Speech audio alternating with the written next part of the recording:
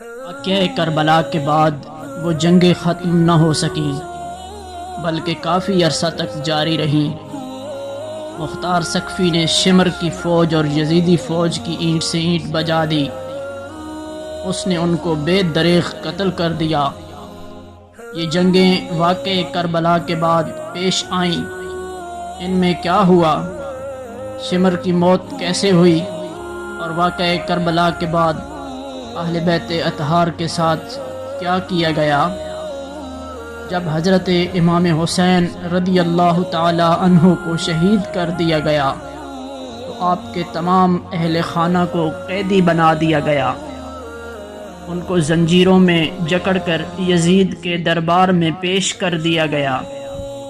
Be be پاک سیدہ زینب رضی اللہ تعالی عنہا نے یزید کے دربار میں ایک پرجوش خطبہ ارشاد فرمایا، جس کے الفاظ کچھ یوں ہیں۔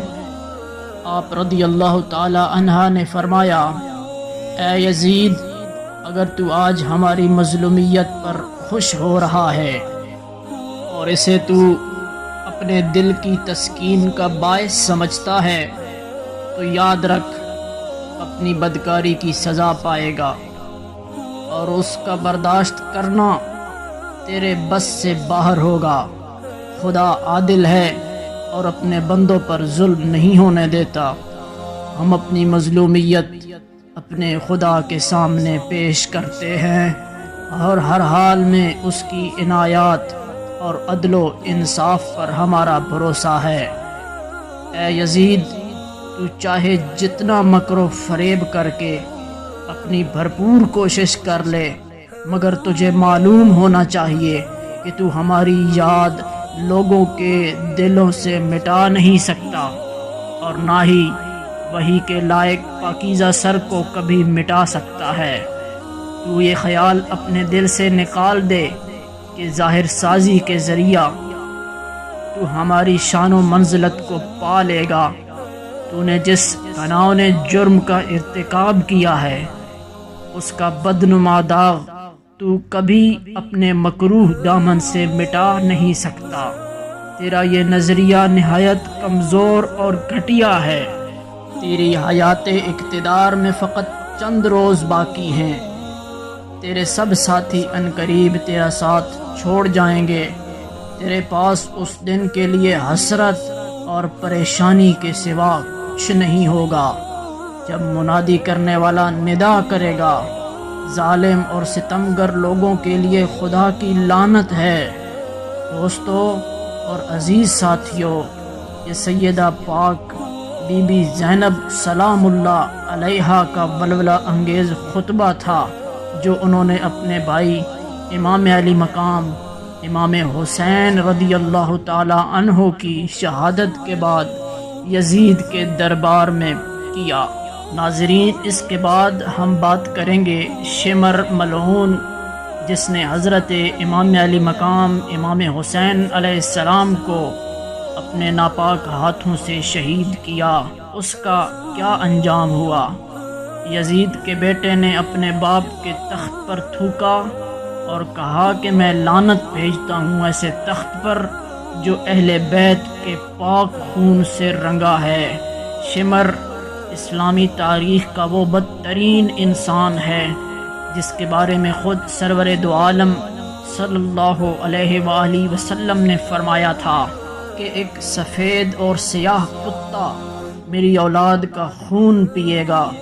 9 محرم سن 61 ہجری کو شمر اپنی 4000 فوج لے کر کربلا پہنچا۔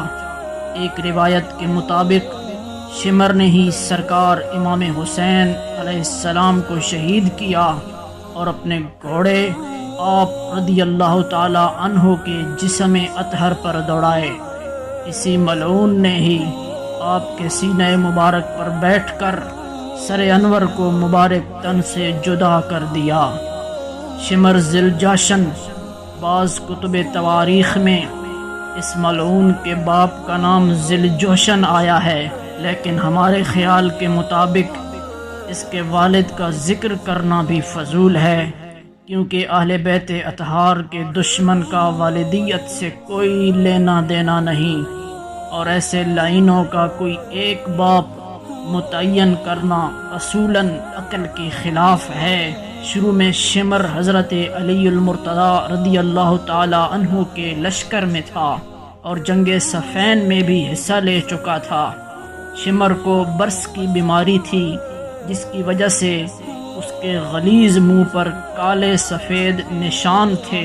یہی وہ بدبخت ہے جس کے بارے میں حضور اکرم صلی اللہ علیہ وسلم نے فرمایا تھا کہ ایک کالا سفید کتا میری اولاد کا خون پیے گا۔ جب حضرت امام علی مقام امام حسین علیہ السلام کربلا پہنچے تو انہوں نے اس مسئلے کو گفتگو کے ذریعے حل کرنے کی کوشش کی، لیکن شمر نے عبید اللہ ابن زیاد کو تشدد کے لیے اکسایا۔ 9 محرم الحرام سن 61 ہجری کو شمر اپنی 4000 فوج لے کر کربلا پہنچا اور ساتھ میں عبید اللہ ابن زیاد کا خط بھی۔ جب خط اہل بیت نے دیکھا تو امن کے اس موقع کو کھو دینے کی وجہ سے وہ زیاد پر چلائے۔ شمر لعین کو اس فوج کا کمانڈر بنا دیا گیا۔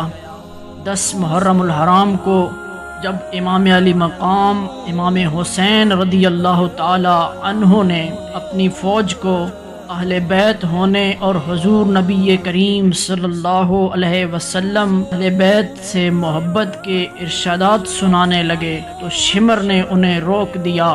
10 محرم الحرام کو دوپہر کے وقت جب حضرت امام حسین علیہ السلام کے زیادہ تر ساتھی شہید ہو چکے تھے تو شمر اہل بیت اور ان کے ساتھیوں کے خیموں پر حملہ آور ہوا اور انہیں نظر آتش کر دیا۔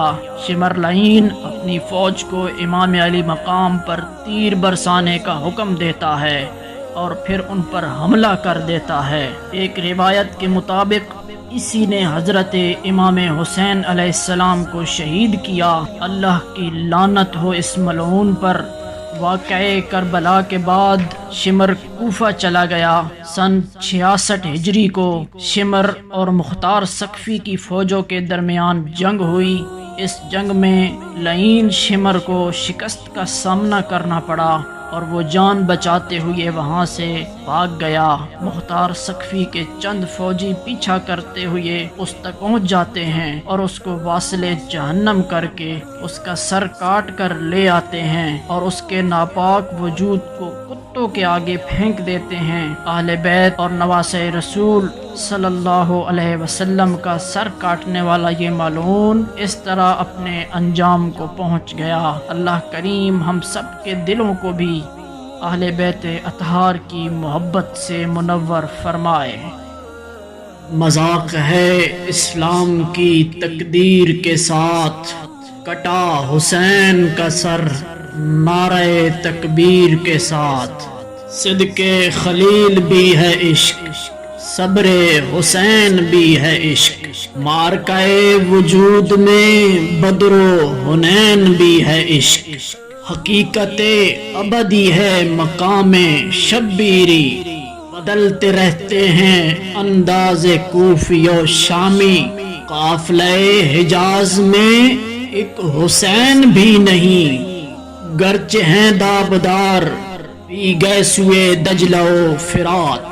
وہ حسین جس نے نماز میں کڑی سنتوں کو بڑھا دیا، کہیں تیر کھا کے رکوع کیا، کہیں سر بسجدہ کٹا دیا۔